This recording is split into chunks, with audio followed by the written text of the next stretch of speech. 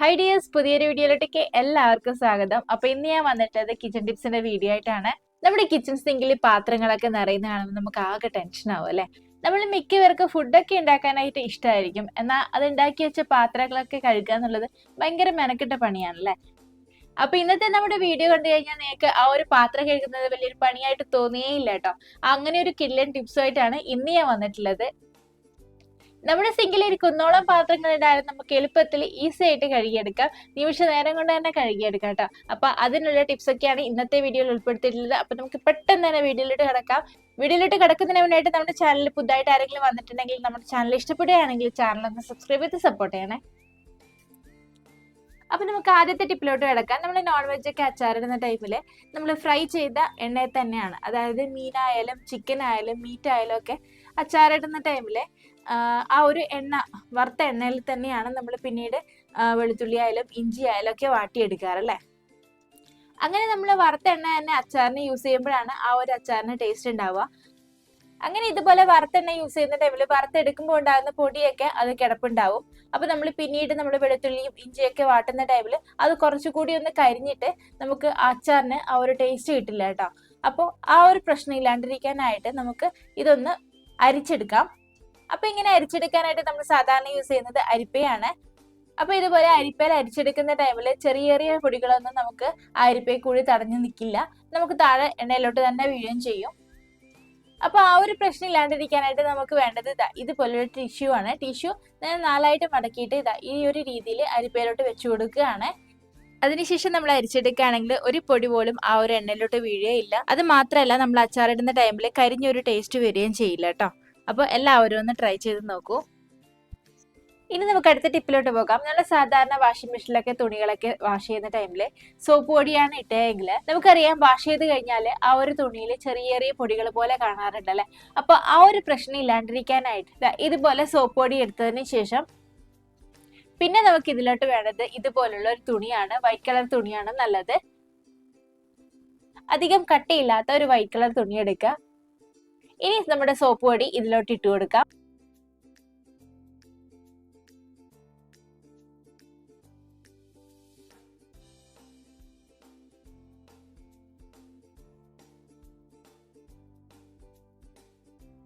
അതിനുശേഷം ഇതുപോലെ 4 ഭാഗത്ത് നിന്നും കിഴി പോലെ കെട്ടിക്കൊടുക്കുകയാണ്.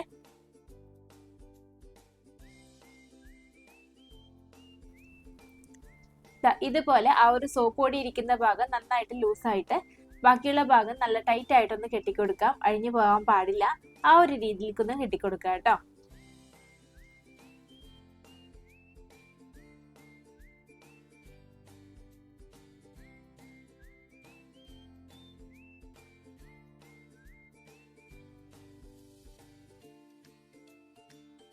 ഇപ്പൊ ഞാൻ ഇത് അഴിഞ്ഞു പോകാത്ത രീതിയിൽ നല്ല ടൈറ്റ് ആയിട്ടാണ് കെട്ടിക്കൊടുത്തിട്ടുണ്ട്. പിന്നെ കണ്ടില്ലേ, താഴ്ഭാഗം സോപ്പ് പൊടി ഇട്ട് വെച്ച ഭാഗം നല്ല ലൂസ് ആക്കിയിട്ടാണ് വിട്ടുകൊടുത്തിട്ടുള്ളത്. ഇനി ഇത് നമുക്ക് ഡയറക്റ്റ് ആയിട്ട് വാഷിംഗ് മെഷീന്റെ ഉള്ളിലോട്ട് ഇട്ട് കൊടുക്കാം.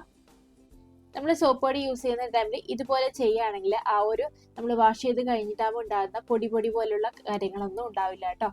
അപ്പൊ ഇതുപോലെ സോപ്പ് പൊടിയൊക്കെ വാഷിംഗ് മെഷീനിലോട്ട് യൂസ് ചെയ്യുന്നവരാണെങ്കിൽ ഇതുപോലെ ഒന്ന് ട്രൈ ചെയ്ത് നോക്കുക കേട്ടോ. ഇനി നമുക്ക് അടുത്ത ടിപ്പിലോട്ട് പോകാം. നമ്മൾ സാധാരണ ഷർട്ടിന്റെ ഒക്കെ കോളറൊക്കെ കഴുകുന്ന ടൈമിൽ ഇതുപോലുള്ള ബ്രഷ് വെച്ചിട്ടാണല്ലേ കഴുകാറുള്ളത്. ഈ ഒരു രീതിയിൽ നമ്മുടെ ഈ ഒരു ബ്രഷ് വെച്ചിട്ട് ഡയറക്റ്റ് ആയിട്ട് ഉരച്ചു കൊടുക്കാറാണല്ലേ പതിവ്. അപ്പോൾ അങ്ങനെ ഉരച്ചു കൊടുക്കുന്ന ടൈമിൽ കാലക്രമേണ ഈ ഒരു ഷർട്ടിന്റെ കോളറിന്റെ ഭാഗത്ത് നിന്ന് നൂല് പൊങ്ങി വരാറുണ്ട്. അത് മാത്രമല്ല, കളറുള്ള ഷർട്ടൊക്കെ ആണെങ്കിൽ ആ ഒരു ഭാഗത്തെ കളർ ഫെയ്ഡ് ആയിട്ടും കാണാറുണ്ട്. അപ്പൊ ഇത്തരം പ്രശ്നങ്ങളൊന്നും ഇല്ലാണ്ടിരിക്കാനായിട്ട് നമുക്ക് യൂസ് ചെയ്യാൻ പറ്റുന്ന നല്ലൊരു കിഡിലൻ ടിപ്പാണിത്. അപ്പൊ അതിന് നമുക്ക് വേണ്ടത് നമ്മുടെ സോക്സ് ആണ്. ഉപയോഗിക്കാത്ത ഏതെങ്കിലും ഒരു സോക്സ് ഉണ്ടാവുമല്ലോ, അപ്പൊ അതെടുക്കുക. ഇനി ഈ ഒരു സോക്സിനുള്ളിലോട്ട് നമ്മൾ സാധാരണ യൂസ് ചെയ്യുന്ന ബ്രഷ് കടത്തി കൊടുക്കാം.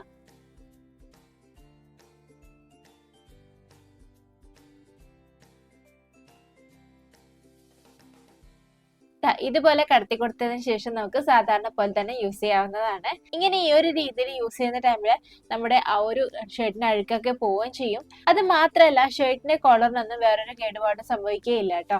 അപ്പോൾ ഈ ഒരു രീതിയിൽ ഒന്ന് ട്രൈ ചെയ്ത് നോക്കൂ. ഇനി നമുക്ക് അടുത്ത ടിപ്പിലോട്ട് പോകാം. നമ്മൾ മാവൊക്കെ കുഴച്ചെടുക്കുന്ന ടൈമിൽ അത് പാത്രത്തിലോട്ട് ഒട്ടിപ്പിടിക്കാറുണ്ട് അല്ലേ? അപ്പോൾ അതില്ലാണ്ടിരിക്കാനായിട്ട് ഈ ഒരു പാത്രത്തിലോട്ട്, ഏതാണോ നമ്മൾ മാവ് കുഴക്കാൻ എടുക്കുന്ന പാത്രം, ആ ഒരു പാത്രത്തിലോട്ട് ഇതുപോലെ എണ്ണയൊന്ന് തടവി കൊടുക്കുക. അതിനുശേഷം നമ്മൾ മാവ് കുഴച്ചെടുക്കുകയാണെങ്കിൽ ആ ഒരു പാത്രത്തിലോട്ട് ഒട്ടിപ്പിടിക്കാതെ നല്ല എളുപ്പത്തിൽ കുഴച്ചെടുക്കാനായിട്ട് പറ്റും. അപ്പൊ ഇനി മാവൊക്കെ കുഴക്കുന്ന ടൈമിൽ പാത്രത്തിലോട്ട് ഒട്ടിപ്പിടിക്കുന്നുണ്ടെങ്കിൽ ഈ ഒരു രീതിയിലൊന്ന് ട്രൈ ചെയ്ത് നോക്കാം കേട്ടോ. അപ്പൊ ഇനി നമുക്ക് അടുത്ത ടിപ്പിലോട്ട് പോകാം. അതിനായിട്ട് ഞാൻ ഇതാ എന്റെ കയ്യിലുള്ള പ്ലാസ്റ്റിക് കവറൊക്കെ എടുത്തിട്ടുണ്ട്. നമ്മുടെ എല്ലാവരുടെയും വീട്ടിൽ ഇതുപോലുള്ള പ്ലാസ്റ്റിക് കവർ ഉണ്ടാവും. ഈ ഒരു പ്ലാസ്റ്റിക് കവറിന് നമ്മുടെ വീട്ടിൽ ഒരു പഞ്ഞവും കാണത്തില്ല അല്ലെ? അപ്പോൾ നിങ്ങളുടെ കയ്യിലുള്ള പ്ലാസ്റ്റിക് കവർ ഇതുപോലെ ഒന്ന് എടുത്ത് വെക്കുക. അതിനുശേഷം നമുക്ക് ഇതൊന്ന് കട്ട് ചെയ്തെടുക്കണം. ഈ ഒരു രീതിയിൽ ഒരു കവർ എടുത്തതിന് ശേഷം ഇതുപോലെ ഒന്ന് മടക്കി കൊടുക്കുക. ജസ്റ്റ് ഒന്ന് മടക്കി കൊടുക്കുക. അതിനുശേഷം ഈ ഒരു രീതിയിൽ ഒന്ന് കട്ട് ചെയ്തെടുക്കാം.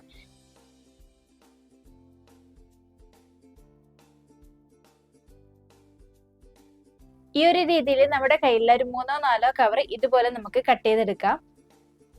പിന്നെ ഇതിന്റെ സൈസ് ഒന്നും നോക്കണ്ട, നിങ്ങൾക്ക് ഇഷ്ടമുള്ള സൈസിൽ കട്ട് ചെയ്തെടുക്കാം കേട്ടോ. പിന്നെ അതുപോലെ തന്നെ കവറിന്റെ സൈസ് നോക്കേണ്ട ആവശ്യമില്ല, ഒരേ സൈസിലുള്ള കവറൊന്നും വേണമെന്നില്ല. ഇപ്പൊ ഞാൻ എന്റെ കയ്യിൽ ഒരു 3ഓളം കവർ ഞാൻ കട്ട് ചെയ്തെടുത്തിട്ടുണ്ട്. ഇനി ഇതെല്ലാം ഒന്ന് നിവർത്തി കൊടുക്കാം. ഇതുപോലെ ഒന്ന് നിവർത്തി ഇട്ട് കൊടുക്കാം.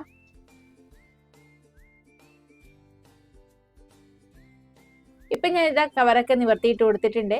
ഇനി ഇതുപോലെ കറക്റ്റ് ആയി പിടിച്ചതിന് ശേഷം അടുത്ത സൈഡിൽ നിന്ന് ഇതുപോലെ ഒന്ന് മടക്കി കൊടുക്കാം.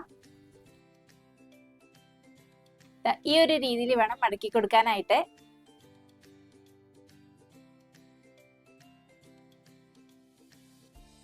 ഇനി ഞാൻ ഇതിന്റെ ഈ ഒരു സൈഡ് ഭാഗം ഒന്ന് ലെവലാക്കി കട്ട് ചെയ്ത് കൊടുക്കുകയാണ്.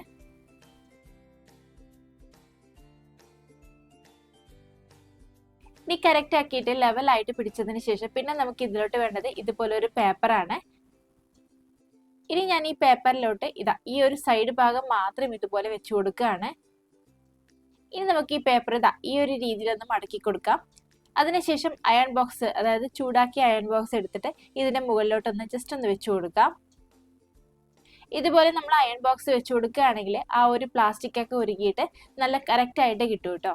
അതായത് അത്രയും ഭാഗം കറക്റ്റ് ആയിട്ട് ജോയിൻ ചെയ്ത് കിട്ടും. ഇപ്പൊ ഇത് നമ്മൾ വെച്ചു കൊടുത്ത ആ ഒരു സൈഡ് മാത്രം ഉരുകിയിട്ട് സെറ്റ് ആയിട്ട് വന്നിട്ടുണ്ട്. ഇനി നമുക്കൊന്ന് ജസ്റ്റ് ഒന്ന് ലെവൽ ചെയ്ത് കൊടുക്കാം.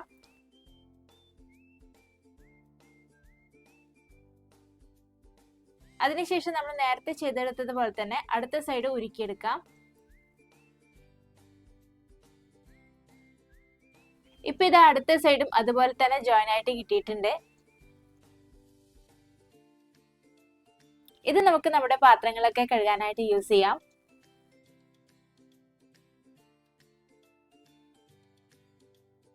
ഇത് നമുക്ക് പാത്രം കഴുകുന്ന സ്പഞ്ചിന് പകരമായിട്ട് യൂസ് ചെയ്യാം. നമ്മുടെ പാത്രങ്ങളിലെ അഴുക്കൊക്കെ പെട്ടെന്ന് പോവുകയും ചെയ്യും. നമുക്കറിയാം പണ്ടൊക്കെ നമ്മുടെ അമ്മമാരൊക്കെ ഇതുപോലുള്ള പ്ലാസ്റ്റിക് കവറൊക്കെയാണ് യൂസ് ചെയ്തുകൊണ്ടിരുന്നത്. അതിനുശേഷമൊക്കെയല്ലേ നമ്മുടെ സ്പഞ്ചൊക്കെ വന്നേക്കുന്നത്. ഈ ഒരു രീതിയിൽ പാത്രം കഴുകുന്ന ടൈമിൽ നമ്മൾ സ്പഞ്ചിനേക്കാളും കൂടുതലായിട്ടും പെട്ടെന്ന് വൃത്തിയാകുന്നത് പോലെ തോന്നിയിട്ടുണ്ട് കേട്ടോ. അപ്പൊ ഇതുപോലെ ഒത്തിരി കവറൊക്കെ നിങ്ങളുടെ വീട്ടിലുണ്ടെന്നുണ്ടെങ്കിൽ ഈ ഒരു രീതിയിൽ ഒന്ന് ട്രൈ ചെയ്ത് നോക്കുക കേട്ടോ. പ്രത്യേകിച്ച് എന്നെ പോലെ പാത്രം കഴുകാൻ മടിയുള്ള കൂട്ടത്തിലാണ് നിങ്ങളെങ്കിൽ ഈ ഒരു രീതിയിൽ ഉറപ്പായും ട്രൈ ചെയ്ത് നോക്കണം. അപ്പൊ നമ്മൾ വെറുതെ വലിച്ചെറിഞ്ഞ് കളയുന്ന പ്ലാസ്റ്റിക് കവർ ഈ ഒരു രീതിയിൽ റീയൂസ് ചെയ്ത് വെക്കും കേട്ടോ. അപ്പോൾ എല്ലാവരും ഒന്ന് ട്രൈ ചെയ്ത് നോക്കണം. അപ്പൊ ഇന്നത്തെ വീഡിയോ ഇത്രയേ ഉള്ളൂ. വീഡിയോ യൂസ്ഫുൾ ആണെന്ന് തോന്നിയിട്ടുണ്ടെങ്കിൽ നിങ്ങളുടെ ഫാമിലീസിനും ഫ്രണ്ട്സിനും ഒക്കെ ഒന്ന് ഷെയർ ചെയ്ത് കൊടുക്കുകയും വേണം. അപ്പൊ ഈ ഒരു ചാനലിൽ ഞാൻ ഇടുന്ന വീഡിയോസ് ഒക്കെ നിങ്ങൾക്ക് ഇഷ്ടപ്പെടുകയാണെങ്കിൽ ചാനൽ ഒന്ന് സബ്സ്ക്രൈബ് ചെയ്ത് സപ്പോർട്ട് ചെയ്യണേ. അപ്പൊ ഇനിയും ഇതുപോലുള്ള നല്ല നല്ല വീഡിയോസുമായിട്ട് വീണ്ടും കാണാം. ബൈ.